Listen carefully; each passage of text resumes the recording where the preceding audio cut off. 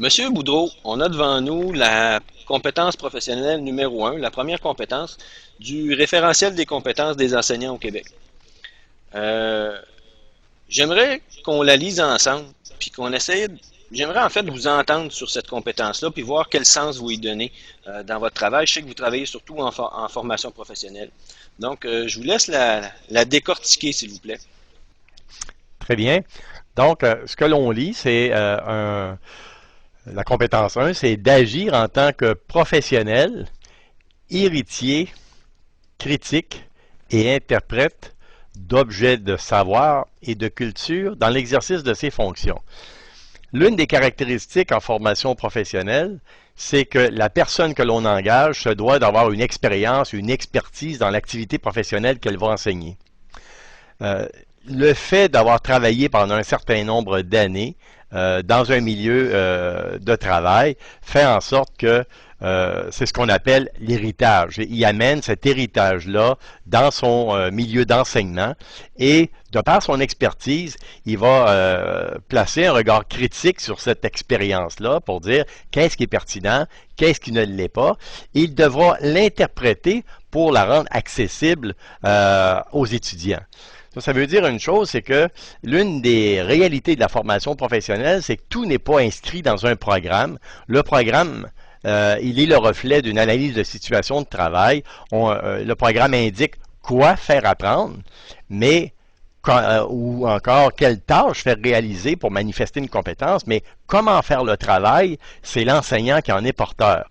Donc, la particularité de la formation professionnelle, c'est que l'enseignant est porteur d'un contenu de savoir qui n'est pas inscrit dans le programme, et c'est pour ça qu'on engage des experts de contenu qui ont de l'expérience. Ces personnes-là ont un défi très important, c'est qu'à partir de cette expérience-là, qui est leur héritage, ils doivent l'interpréter et avoir un regard critique dessus pour en faire un objet de savoir aux apprenants qui vont se retrouver dans leur formation pour développer leurs compétences.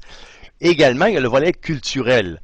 Chaque milieu de travail a une particularité. Une secrétaire qui travaille dans une institution financière n'est pas dans le même environnement que si elle travaille dans une entreprise de fabrication.